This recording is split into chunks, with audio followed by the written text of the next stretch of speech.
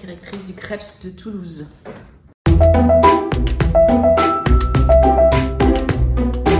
Beaucoup de choses à titre personnel et à titre professionnel. À titre personnel,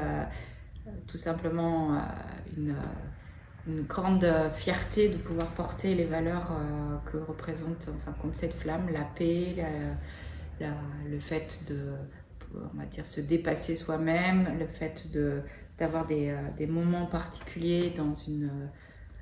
vie mondiale qui peut être parfois très mouvementée, et le fait que cette flamme est la flamme de l'espérance et de l'espoir, pour moi, a été très importante. Et d'un point de vue professionnel, j'œuvre au quotidien pour que nos athlètes puissent s'exprimer au plus haut niveau, dont aux Jeux Olympiques. Et donc le fait de porter cette flamme qui était la représentation de pourquoi je mets beaucoup d'énergie au quotidien dans mon acte professionnel me permettait aussi d'avoir, en fin de compte, l'impression d'avoir le Graal de ce que je mets au quotidien en place au bout des mains.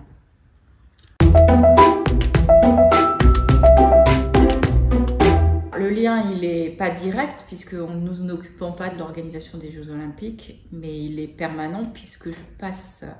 mon temps en tant qu'établissement public qui développe la formation des jeunes sportifs de haut niveau à préparer en fin de compte l'ensemble des athlètes de haut niveau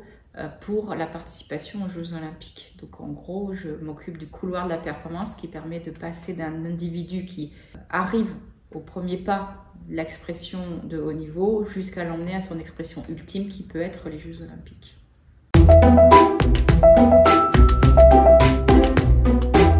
Aujourd'hui, il signifie beaucoup de choses. Un, le fait qu'on a quand même pu reparler d'une façon plus importante au sein de la société de la notion de l'activité physique, du sport au profit du bien-être des individus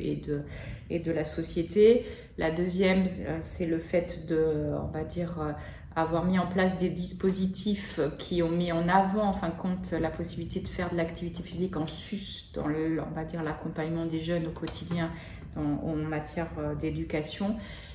qui doit maintenant se transformer en insertion culturelle permanente en fin de compte de cette activité physique au quotidien. Donc comment on transforme les dispositifs en action